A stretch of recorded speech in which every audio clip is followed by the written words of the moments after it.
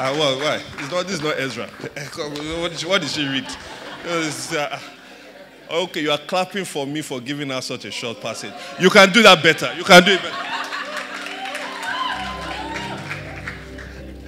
Good morning, everyone. You're welcome to church, and special welcome to those who are worshiping with us for the first time. We love to have you around, and we hope that it will be a blessed time with us this morning. My name is Femi Osunnuyi, and I get the privilege of being one of the pastors here. And so today's sermon is really important for a number of reasons that we will soon know. But I maybe should start with asking a question. Have you ever been destabilized by anything in your life? Like just something happened and you were destabilized. You were going along very okay, but something happened and all of a sudden you couldn't get your bearings. Something like that happened to me this Tuesday. I was, some of you may know that I've been, over the last maybe year, but particularly this year, I started a kind of diet. I thought, let's be more fit Femi. All the food that you eat is good for you. So what I started to do was to eat at certain times, eat certain things at certain times, and not eat at certain times. So for instance, I threw away carbohydrates in the evening, put it away. Dinner is not that. And then I eat a bit earlier. So this Tuesday, I'd eaten my nice salad. It was a good salad. And grilled fish. I was really feeling very, healthy and, as I said, fit Femi. And then about 2 hours after that, I was about to close for the day. So I was coming out of my office, my home office, and there are a number of routine things that I would do. Just put some cups outside and all that. And as I came out, it happened. I was destabilized. Because I smelled something. And what I smelled, all I can say is my weakness. It entered. Have you smelled something that didn't go through it went through your nose and entered your skull, your brain? I smelled ofada sauce. Now, let me explain to you. You see, there's ofada sauce and there's ofada sauce. There's ofada sauce that sticks. There's ofada sauce that flows. You understand? Ofada sauce that sticks, that's where, they say condition that make crayfish bend. Right? So some ofada sauce, you know how you go to some parties, it's sticking on the egg. It's sticking the different things. But the one that flows, the one that is full of the oil. The Bible calls it the oil of gladness. It has buttered the pomo, buttered the shaki, everything. And let me tell you, I knew this was the kind of ofada. I didn't see it, I could smell it. And I knew the kind of ofada it was. And then I remember the words of our Lord. He said, lead us not into temptation, but deliver us from the evil one. The one thing you have to know about the devil is that he comes in different shapes and sizes, but he also comes in different smells. I smelled the devil that day. So I was destabilized. I started thinking about, and with ofada sauce, you're not only going to think about the ofada sauce, you're going to think of what? The rice. Carbohydrates. You understand? So it was a difficult time. I was destabilized, but I get back in. So I made it through.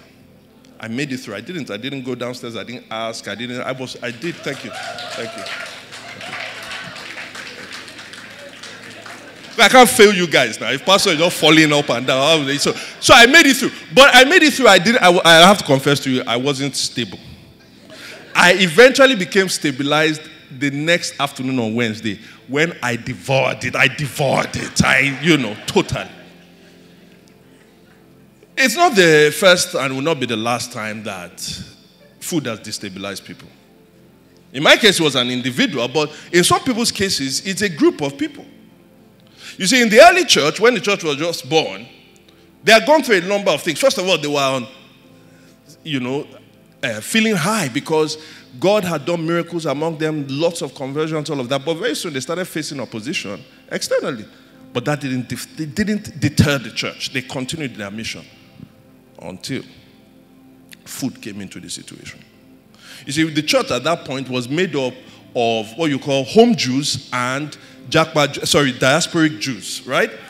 People that had gone, but they were coming back. They call them Hebraic Jews and Hellenistic Jews. And the Hebraic Jews were somewhat in charge. And so the Hellenistic Jews started saying, our widows, you've not been giving them food.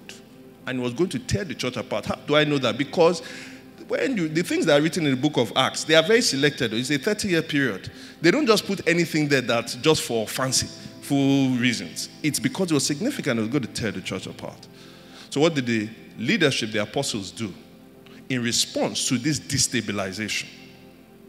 They created another tier of leadership. We see all of this in Acts chapter 6. In Acts chapter 6, 3-4, you see that they said, seek out faithful men, right, that are full of the Spirit, and let them attend to this thing. And they were able to do it. And once they did it, a church that was destabilized all of a sudden became stabilized. And what was the effect of it in verse 7? It says that there was an amplification of the word of God, and there was an amplification of conversion of unbelievers. In other words, the mission of God was advanced because stability was brought into a place where there was destabilization. Now, this somewhat responsive tier of leadership that was created all of a sudden became a standard in the church. It eventually evolved into an office or an official position that we now call the deacon. Now, I'm here to tell you that City Church is not unstable, thank God. But there is no such thing as too much stability. And that's why we thank God that we've had deacons in the past, and we still have, we have 4 deacons in this church, but we're about to double it by at least appointing 4 more.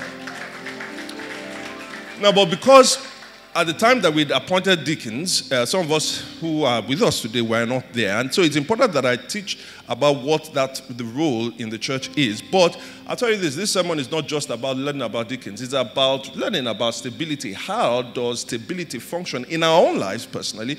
But you can also take principles from here and apply it to your different organizations. If you're leading an organization, or maybe you're leading a team within an organization, or you're just leading a small business, how does the thing that the church did, how does that help us to stabilize our lives and also the various spheres of leadership? So I hope you join me as we run through this, and eventually I will talk to you about who the nominees are and invite you into the process. Amen? All right, so this sermon is an attempt to answer the question posed in the title. What's the title? It is, how does God stabilize his church? And we're going to see that he stabilizes his church through stable people, through a stable system, and through a stable servant. Through stable people, through a stable system, and through a stable servant. So let's pray. Lord, we now ask for your presence. Right? We are mortal men, but you are an awesome God. And so, awesome God, manifest yourself in light and in teaching this morning through Jesus Christ our Lord, we pray. Amen. All right. I know how many of you have heard of the author George Orwell. He wrote a famous book, 1984. Thinking about the future. Imagine when 1984 was the distant future. But he also wrote a very popular book called Animal Farm. I know how many of us read Animal Farm, watched the cartoon and all of that. But Animal Farm was essentially it was a fictional novel against communism. And it was talking about people who desire communism and that wanted an equal society. And so it was set within the context of a farm. And in that farm, the human beings were leading. But now the animals took over. Because, you know, there was this thing, a lack of equality between the human beings and the animals. So the animals revolted. They wanted a classless society. They wanted an equal society. And so they created an equal society among animals. All animals are equal. Now, as time went on, the thing changed. Because the pigs took over. They were the ones ruling. And then a famous quip came up that says, all animals are equal, except some are more equal than others. It's a fantastic phrase. And in fact, I've used it in other aspects of my life. One thing I can tell you, when it comes to Nigerian cities, I have realized all cities are equal. But some are more equal than others. If you can call it a city, Modakeke. Well, but think about it. How do I know? For instance, let's say let's say you are someone living in, I don't know, random choice, Ilori. And as an Ilori person, you want to go to Frankfurt, Germany. What would you do? You can't. Will you go to the airport in Ilori? No. You will come down to Lagos, and then you will catch a Lufthansa flight that will take you directly to where? Frankfurt. You see, Ilori and Lagos are equal, but some are more equal than others. And maybe you're a frequent traveler from Ilori. At that point, you come to Lagos regularly, and you start having some Lagosian friends. Maybe some Lagosian people that you patronize. Maybe you know a particular Lagosian boat driver. You know a particular Lagosian booker woman. All of those things. But maybe if you're a frequent traveler that was a Christian, and then you knew a church that was in Lagos, maybe you attend their midweek services, maybe you attend their gospel communities, all of a sudden you start knowing some of the people that are in the Christians in Lagos. That's exactly what happens with Paul. You see, at one point in his ministry, Paul was in Corinth. And because of Paul's standing, he often had to travel. But Corinth was an inland city. And for him to go to other parts of the Mediterranean, he couldn't just do it from Corinth. He has to go to the nearest seaport. Its name is Centrea. Look at it in Acts 18, verse 18. Acts 18, verse 18. Paul stayed in Corinth for some time. Then he left the brothers and sisters. He wanted to sail to Syria. But before him to sail to Syria, what did he have to do? Before he sailed, he had his hair cut off at where? Centrea. Frequent traveler. Had to go to the seaport. But you see, in Centrea, there was a church there. And it was in that church that he met a woman called Phoebe. Who was she? Well, in the reading that Demo read for us, we are told that she is a sister. So she is in a church. She's a sister, but she's a little bit more than that. Let me tell you who she is. She is a stable person. What do I mean by that? The reason why a lot of organizations, a lot of teams, many times are not very stable is not because they don't have the right policies. Let me quickly tell you what it is. It's because they are filled or they are led by unstable people. What do I mean by unstable people? I mean particularly emotionally unstable people. And sometimes we've gone through that in our lives. We're emotionally unstable because of different things. Who are these emotionally unstable people? Well, these are people who get angry too quickly, or people who get sad perennially. Or maybe put it in another way, these are people whose inconsistent behavior happens perpetually. And that causes the instability that's in them. After a while, once they start working with people, eventually it starts to spread. And it causes instability in the team. It causes instability in the organization. It can cause instability in the church. And you know what often happens sometimes? Think about an unstable person leaving an organization. They eventually want to work somewhere else. And so when they apply, everything looks good on the CV. What do they ask for next? Reference. And so now they have to reach out to the other company who is meant to give them a letter of commendation. Now, you know, in Nigeria, sometimes what we do is that in order to solve our problem, we move our problem to somebody else. So we write a very good letter of commendation. But usually, we're not doing that out of truth. The people that we commend are the people who we can say, no, this person was actually fantastic. This is what this person did, all of those things. We really only, in truth, commend stable people. Listen to what Paul says about Phoebe. Give me 16 verse 1 again. It says, 16 verse 1, our text. I commend to you our sister Phoebe. He could commend her. Who was he commending her to? He was commending her to another church, the church in Rome. Well, that's why it's the letter to the Romans, to the church in Rome. He was commending her to that church. Why? Because of the things that she did, because of who she was. You know what Paul says about her? He says to the church in Rome, please, I need you to assist this woman. I need you to help her. Why? Because she has a reputation of being a helper. In verse 2, he says she was a benefactor. A benefactor not just to many people, but she was a benefactor to me. Are you seeing? This woman was noted for her generosity. And so Paul is saying, this kind of stable person, I think, needs some help. Please help her. Now, some of us may be saying something like this. Well, I'm sure she was helping people. Why? Because she possessed a lot. She was a wealthy woman. Well, let me tell you this. She most likely was a wealthy woman. And in fact, the truth is, what happened is because Centrea is the seaport city, many people are coming from different parts of the region of Achaia, then they want to travel. And at that time, there was no social media. There were not many hotels. So usually, wealthy people would help people to come in and give them hospitality and all of that. So she was helping people externally, but she was also helping people within her church. And I'm telling you that wealth is not the only reason why people help.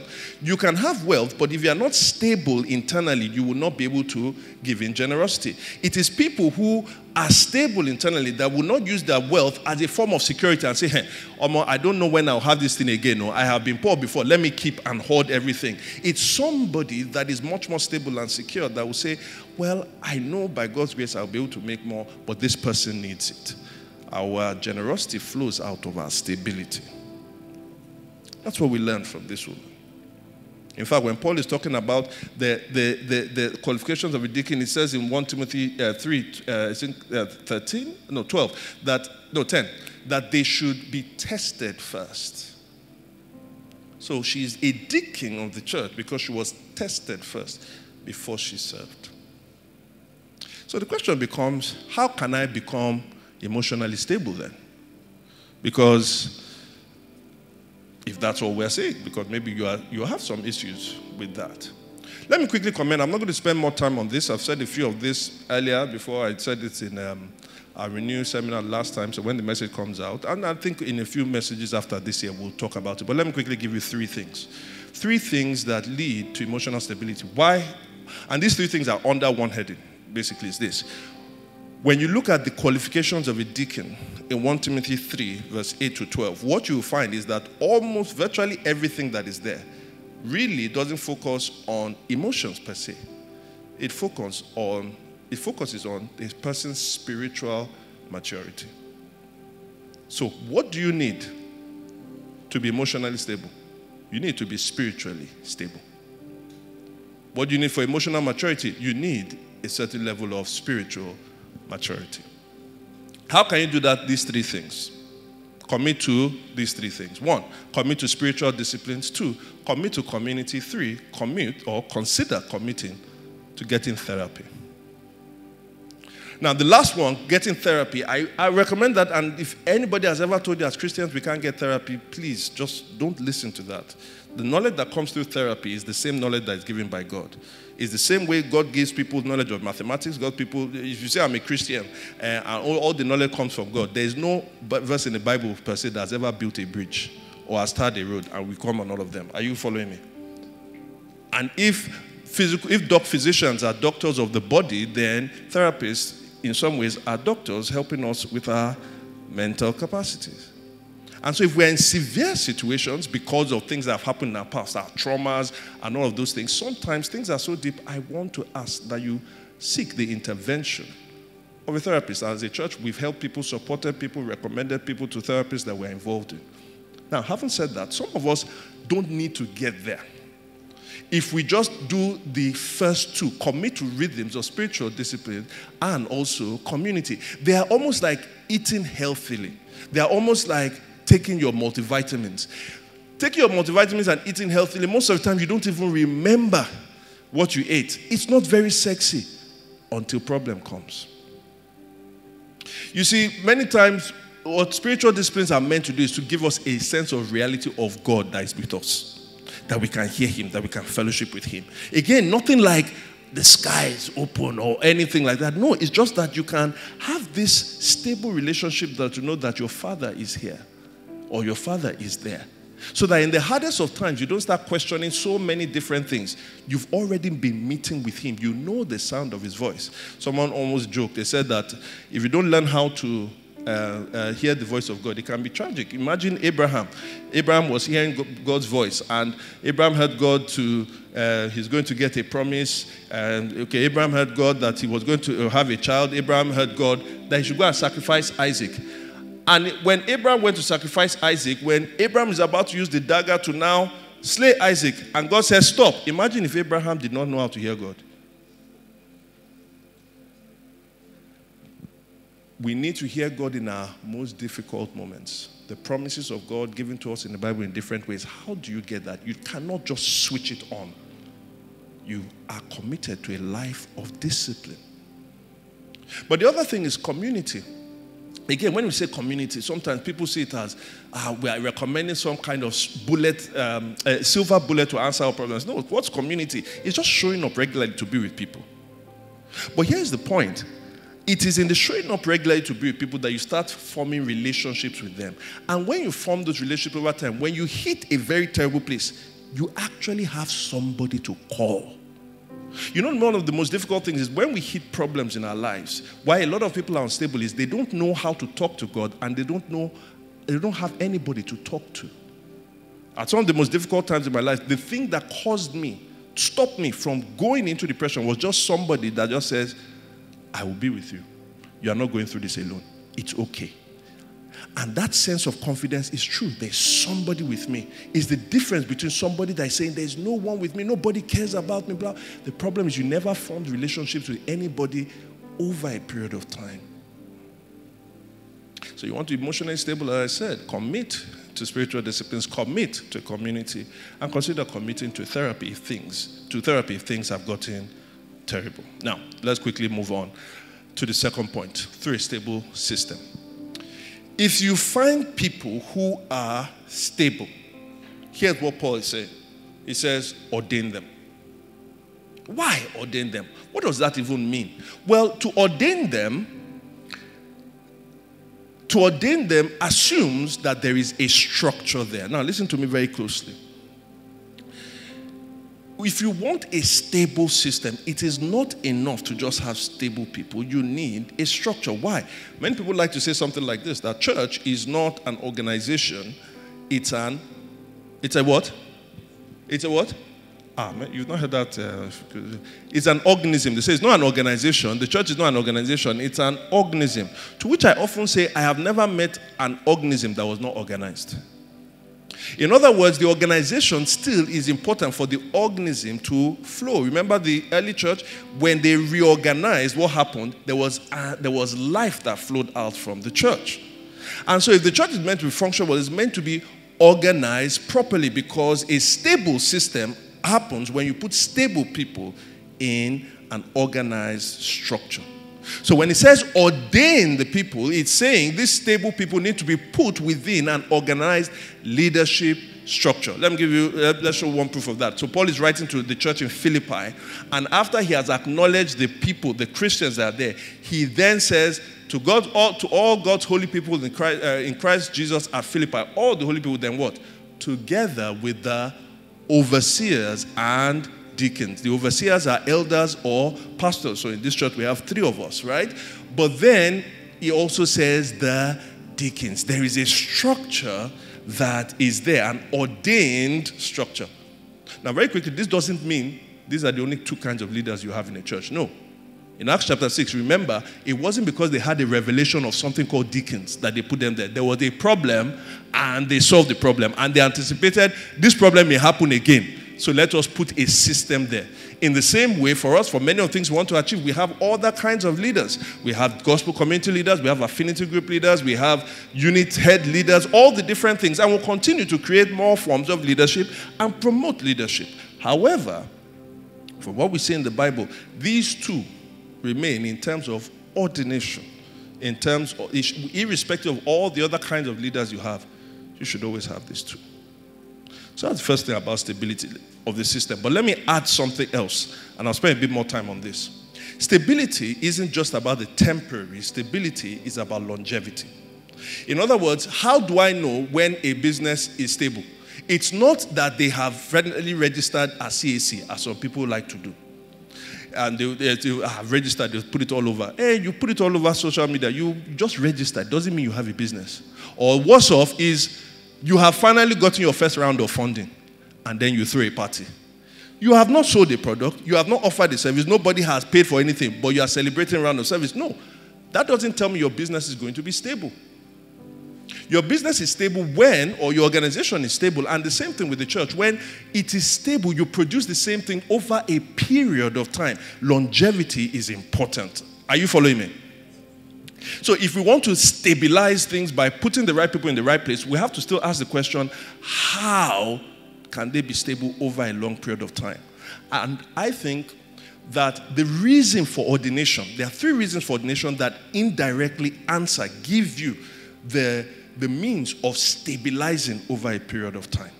What are these 3 reasons? The 3 reasons for ordination. 1, recognition. 2, imitation. 3, inspiration. Recognition, imitation, and inspiration. So let's start with recognition. What do we mean by that? Now, some people will say something like this. Ordination, why is that important? Why do we have to start dividing the church? Aren't we all saints? Aren't we all equal? Like Animal Farm. Right? And now you're now creating a sort of, but some people are more equal than others. Well, the first reason we do it is because it's in the Bible. But the second reason is this. Be very careful how we pursue quote-unquote nobility and say it's a noble thing to keep everything equal and not separate the church. No. Actually, Paul will tell you it's not a noble thing to not recognize people for exceptional things they've done. Look at 1 Timothy 3 verse 13 again. It says that these people are people who have served well. Those who have served well. So he says recognize them.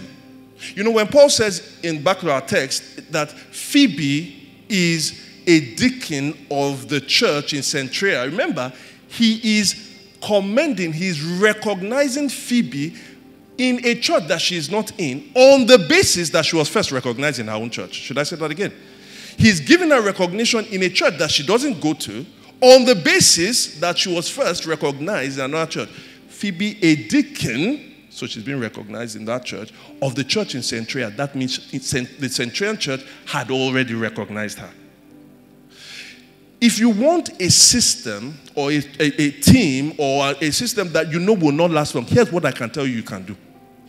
People are doing things exceptionally. Don't make any comment about it. You know what? Why it wouldn't last is this. You are creating a system of underappreciation. And when you create a system of underappreciation, people start feeling like they are being taken for granted. And when they feel like they are being taken for granted, eventually, that kills their morale. They may either leave or do something. It is important to recognize that. Maybe I'll give you this example. A real-life example. In 1997, in Chicago, there was a guy who was no doubt feeling really bad. Why was he feeling bad? He had just been betrayed by his mentor.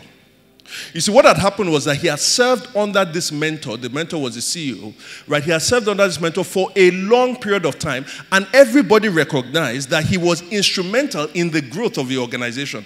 And in that same year, through a lot of the things that he did, that organization that he worked for was able to conduct a series of mergers and acquisitions, and then made that organization the largest bank in America. It was called Citigroup. And that time, when he did that, it made, obviously, his boss the most powerful banker in America. Everyone knew, it had literally been promised to him that he was eventually going to take over as CEO. So here they are celebrating this year, they've done all of that thing. And that same year that they conducted that, what happened? He fired him. So he was devastated. Underappreciated, unrecognized. The mentor's name was Sandy Weil, and the man's name was Jamie Dimon. That's the one that was betrayed. So what happens after? He's down, but you know what Jamie does? There's a bank called Bank One. It's teetering on the verge of bankruptcy. He takes over as the CEO. In 2 years, a bank that was on the verge of bankruptcy, he turns it around to not just making profit, but they are making hundreds of millions of dollars profit in 2 years. Very quickly, there's another bank whose CEO is going to soon retire. They captured the attention of that bank. That bank decides they want Jamie, so what they did was to acquire Bank One, and eventually, after 1 year, they made Jamie the CEO of that bank. The name of that bank was J.P. Morgan and Chase. And immediately it became the second largest bank in America. You know where this is going. Eventually he comes in, he looks at the books, and he sees how things are going in the market. At that point, banks and financial institutions are backing a certain kind of derivative that was making the headways that time. It was something to do with subprime mortgages. Jamie Dimon looks at it, and against all that was going on in the market, not just in America, but in Europe, he decides we're not going to put our money behind it. Some of us in financial institutions know exactly what happened in 2007, 2008. Eventually, the bubble burst, and the whole world banking system was in trouble. JP Morgan and Chase, because they were not exposed to that, were very strong. Eventually, the government started begging them, please come and buy this bank. The first bank I think they bought was a bank called Bear Stearns. Eventually, Washington Mutual, they were just buying banks. Why? Because they were stable. After the financial crisis, coming out of it, they had bought so many banks, they were so big, JP Morgan and Chase eventually became the largest bank in America. And Jamie Dimon became the most powerful banker in America since that time up until today. What am I saying? Citigroup created a culture where certain people were underappreciated. And even though it was stable as the largest bank in America, it happened just for a while. If we don't have this understanding of creating a culture where people feel appreciated, eventually, and by appreciation I mean recognized, eventually, whatever height you are at will not be stable. This is partly how God stabilizes his church. People who have served well get recognized. Amen? The second one is imitation. This is all about culture building. Because as somebody said, culture, Peter Drucker says, culture eats strategy for breakfast. The culture of any group of people is the most important factor in determining how they behave. So how do you build culture? Oh, I know how to build culture now. What's the culture? Tell me, and I'll tell the people that I lead. Instruction. Nope. Instruction has its place, but it is probably the least effective way, on its own, the least effective way of building culture. One of the most powerful ways is this. It is by what we call the most fundamental and primal way of learning, imitation. People see somebody doing a thing and they just copy. That's how babies learn. But also, if I come into a company and I see how everybody comes in at 9:30 a.m. and people can leave at 3 p.m. After a while, it will be like, am I the one that betrayed Jesus? You will follow suit because that's the culture that is there. So we imitate the culture. But deacons, Paul says in 1 Timothy 3 verse 8, he says they must be worthy of respect. They are worthy of respect because they must first be respectable. They must have lives that make the elders say, these are people we want you to watch. Ordination is a way of highlighting them as models for people to follow. That's why in Hebrews 13 verse 7, it gives a general exhortation to Christians about their leader. It says, remember your leaders who spoke the word of God to you. Consider the outcome of their way of life and do what? Imitate their faith. And so what happens is this. Some people have quipped, and I like this quip. It's not fully accurate, but it's not bad. That elders serve by leading, but deacons lead by serving. And so when you ordain them, you are saying, look at this person. That we need a culture of service to be stable over a period of time, not a culture of consumption. And so he's saying, because these people have served well, we will recognize them so that people can look at them and say, here's what to do. And let me tell you about some of the things that the deacons in this church do and the nominees that we are bringing forward. They are generous with their time. Like, they are, to a fault, generous with their time. Advising people, being at different places, all of that. They are generous with their money. They give so much. These people, some of the ways they are generous with their time, often they are the first people in the hospital when somebody is sick. Not the elders. Many times they are the first people to go and comfort the grieving. Many times some of the people that they comfort, they don't even really know in the church. They help you see them serving in the service. They help organize things. They serve in committees. They do so many different things. In other words, here's what's happening. They are helping us to stabilize this church by modeling and sustaining a culture of service. Can I tell you, we have deacons in this church. Look at them. Watch how they behave and imitate them. Amen? The third one is inspiration. And by inspiration, I'm saying, I don't know how to say it better than say, if you're a deacon, it comes with perks. It comes with perks. They are rewarded. Now, there's one particular deacon. I don't know why they were motivated to give the deacon the name that he has, because people from Modakeke should not have that name. Right? For years, was one of the first deacons to be ordained. For years, he's been looking for benefits and he's been saying, when are deacons going to be paid? When are deacons going to be paid? I have an answer for him. Never. You see, the benefits are not monetarily benefits, but they are benefits that are way more than that. And I want to give you 3 of them because they all have to do with the faith. You see, they are inspired with these gains. They are inspired with these gains so that we can get more. They can continually serve. What are the gains? They gain excellent standing in the faith. They gain assurance in the faith, and they gain a boost in their faith. Excellent standing in the faith, assurance in their faith, and a boost in their faith.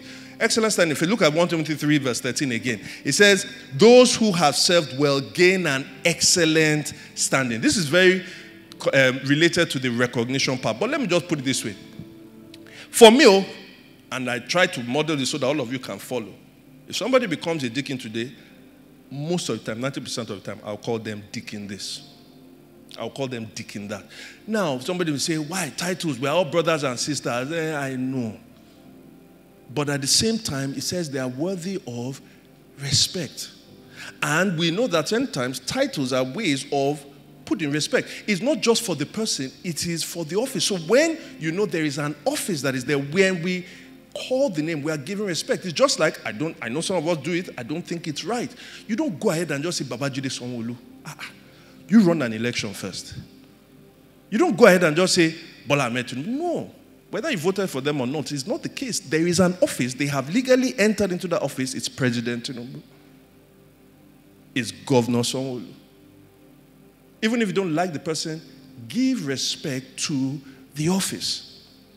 Now, the thing is, when Paul says that she's worthy, look at verse 2, 16 verse 2, he says, I ask you to receive her in the Lord in a way worthy of his people. In other words, he's saying, these people who have been recognized in this place, that have been ordained to this place, there's a way the world will honor people that is different. People that are authority and everything.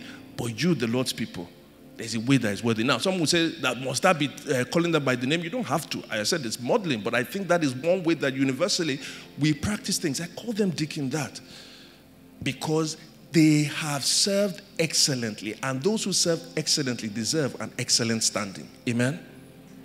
Second one is this. They gain assurance in their faith. Now, somebody says, this one is a bit controversial, right? Verse 13b. Look at verse 13b of 1 Timothy 3:13. And great assurance. Those who have served will gain an excellent standing and great assurance in their faith in Christ Jesus. I'm like, wait, I thought if I want to be assured of my faith that I'm in Christ, I need to look at what he has done for me on Calvary. Yes. Or I need to get the inner witness of the Holy Spirit. Yes. But there's no one way of slicing a cat. There's no one way of gaining your assurance in the faith. There are other ways. Just like I know my wife loves me. How do I know that? It's a variety of ways. It's the things that she says, it's the things that she does, and how she stays. You see, sometimes I know my wife loves me because she tells me she loves me. She says nice things. She sends me good texts. But some days that's not good enough. So some days it is that she will say, you are free to have offered rice and sauce today. You know that kind of wonderful woman. Right? Sometimes it's what she sacrifices, what she buys for me, is what she does. But sometimes what she says and what she does is not enough. It's just the fact that, this babe hasn't left me. She stays. I'm assured of our love through a variety of ways. And many times also, God assures us at times. And deacons sometimes will doubt. They are human beings. They may doubt and they can say, but the church has recognized me, not just as a Christian, as someone to serve in this office. So even in my place of doubt, I'm taking the comfort that comes from God through his people by appointing me in this place. They gain an assurance in their faith. Amen? And then the third one is they gain a boost in their faith. Let me tell you something. Again, I'm saying this, to be ordained in an office doesn't make you inhuman. It doesn't make you superhuman. You're still human. And many times, deacons will feel a sense of doubt about, maybe they're just tired. I don't feel like serving and doing all of these things again. Or even sometimes, I don't feel, why do I have to behave like a Christian? They are going through temptations. There are certain things. And they have pressures. And you know what the ordination does for them? The ordination does this for them. It gives them an additional layer of conviction for how they are meant to behave, but also for their call. You see, as I said, like all of us, they go through doubt, or sometimes they lose a sense in which they are called to serve. But when they remember, but I am this person, it gives them an impetus. You know, sometimes I have had the, I don't know, honor, privilege, or what have you. Like maybe sometimes I know a deacon is not behaving properly. Maybe there's a certain way they've acted publicly that I'm like, Now, I can, as a pastor, just come and say stuff like, hey, put up, like, fix up. You shouldn't do stuff like that. But almost all the time, and a few times that's happened, I don't go to them and say that. You know what I say? I say, but you're an officer of the church. I can expect that from other people, but not from you. Why? You're an officer of the church. I can see other people doing that, but oil has come on you. And they remember. See, sometimes the burden of leadership is precisely you don't just live as anybody lives.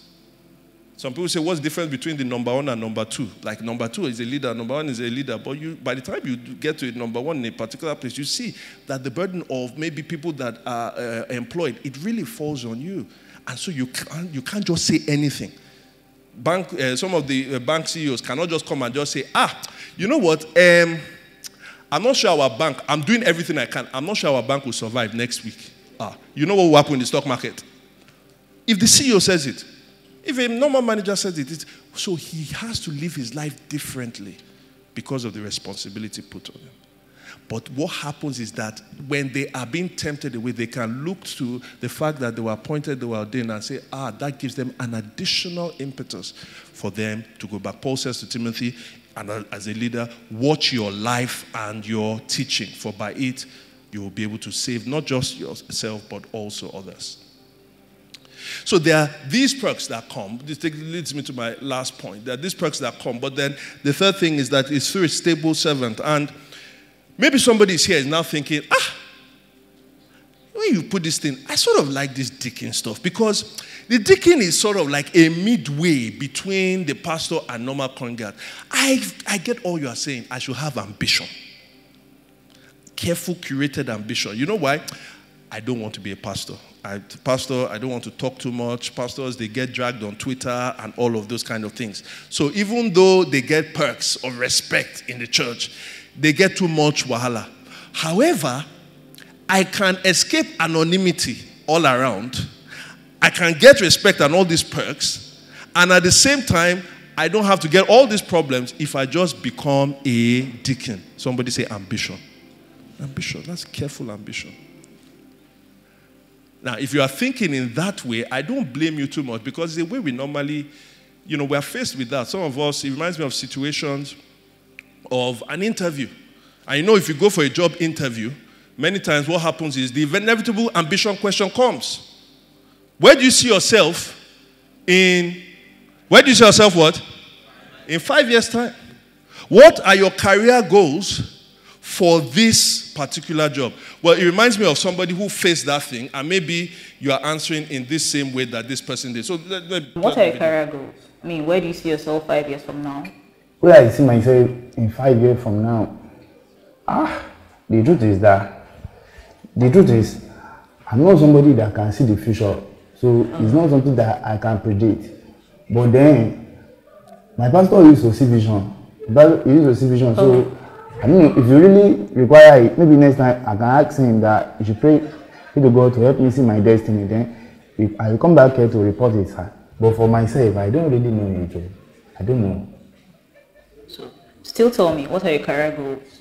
What I wish to be in my career, I just want to be chairman.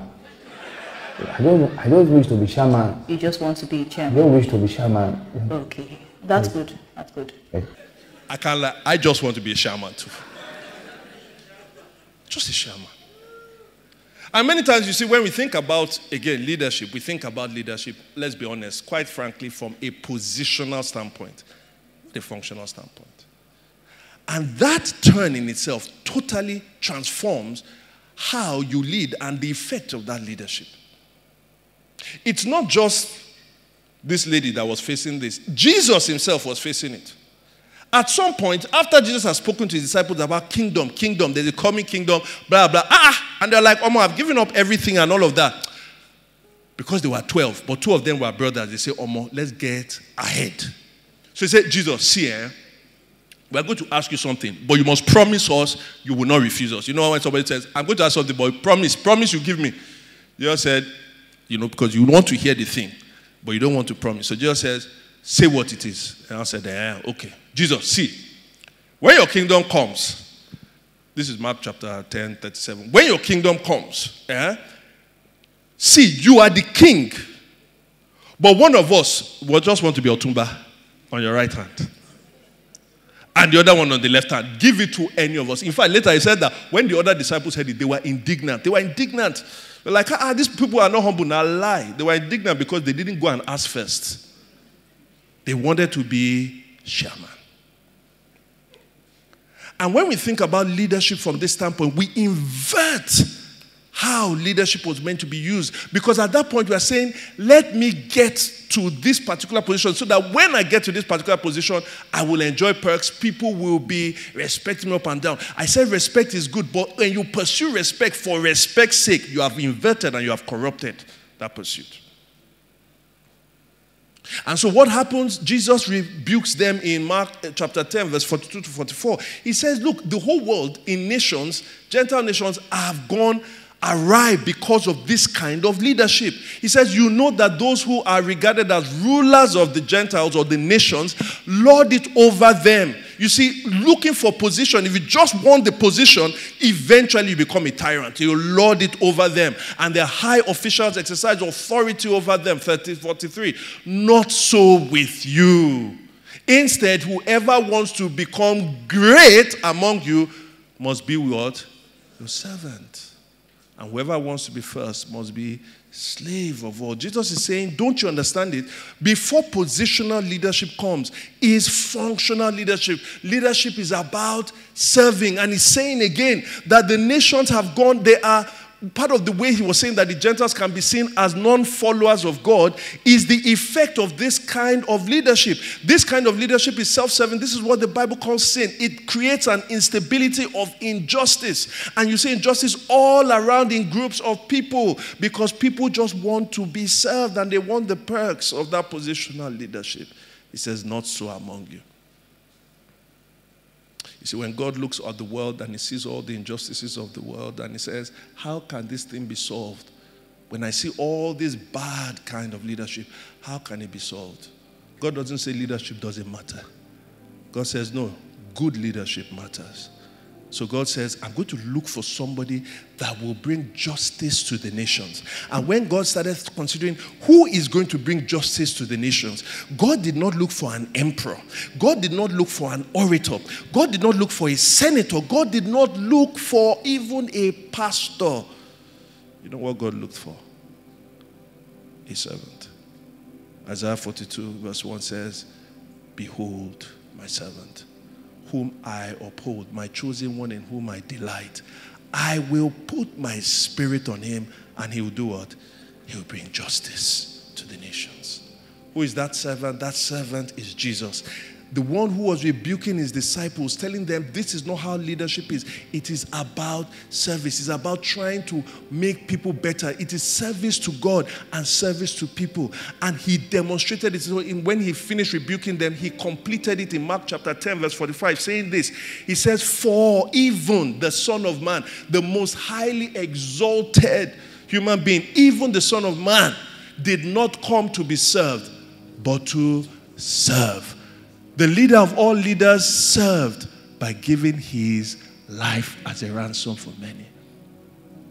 I don't know if you are here in this place, your life is destabilized because you have allowed sin to lord it over you. And God has been calling you. He says, there is a servant that I sent. And that servant can give you the spiritual and eternal stability that you need, that will give you the emotional stability that you can build upon. His name is Jesus. He says, come. Paul says in Romans 16 verse 25, he says, now to him who is able to establish you in accordance with my gospel, the message of Christ Jesus which I preach. That message is what can stabilize you. That message is what can establish you. That there was a servant that came not to be served, not to judge you for your life and condemn you. You say, no, I'll be condemned in your place so that you can better. All you need to do is turn to him and say, truly, you are the servant sent for me. But for those of us who will say we've accepted Christ and we're still experiencing some kind of instability, let me give you a counterintuitive thing to do: serve better. You see, the deacons who we are going to nominate and who by God's grace will ordain, what they are meant to do is to follow Christ, this servant leader, by serving their lives. That's what they've been doing, and they are called to keep doing. But they are meant to be models for us. We are all called to serve. Many times when people just want to be served, it creates instability in their lives. Start serving people and you see much more stability come. Amen. And so Jesus offers us the model. He is the true servant